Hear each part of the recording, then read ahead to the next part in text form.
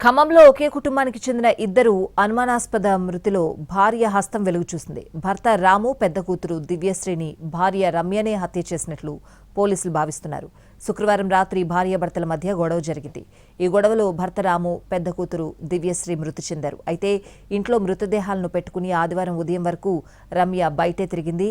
2 రోజుల పాటు phone lift చేయకపోవడంతో ఆమె తల్లిదండ్రులు పక్కనే ఉంటున్న మరో వ్యక్తికి కాల్ చేశారు. పేరెంట్స్ వచ్చి చూడగా ఇంట్లో నుంచి దుర్వాసన వచ్చింది. దీంతో పోలీసులకు ఫిర్యాదు చేశారు. పోలీసులు తలుపులు పగలగొట్టి చూడగా తండ్రి, కూతురు చనిపోయి ఉన్నారు. మరో కూతురు నుదుటికి తీవ్ర గాయమైంది.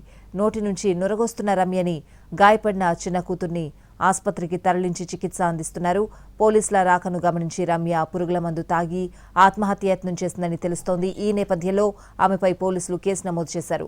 ప్రస్తుతం రమ్య ఆసుపత్రిలో చికిత్స పొందుతోంది. చిన్న కూతురు ఆరోగ్య పరిస్థితి మెరుగ్గానే ఉందని పోలీసులు చెప్తున్నారు. రమ్య కోలుకుంటే వివరాలు తెలిసే అవకాశం ఉందని అంటున్నారు. 10:30 వస్తే బయటకు వచ్చి ఇచ్చిందంట మందులు.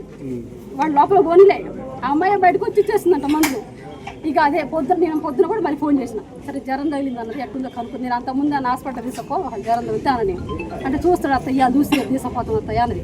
అన్నాక మళ్ళీ నైట్ పొద్దుటికి ఫోన్ చేసి, నేను పొద్దున ఫోన్ చేశాను, సార్ జ్వరం ఎట్టుందో కనుక్కుందాం, మందులు అగ్గిందిలే అని నేను ఫోన్ చేస్తే లిఫ్ట్ చేయలేదు. ఒక్కసారి చేసింది సార్, పొద్దున ఎత్తలే ఫోన్. ఇంకా అదే సార్ లాస్ట్ నా కొడుకు మొన్న పొద్దుటికి 10:30కి మాట్లాడిండు, 10:30-11కి.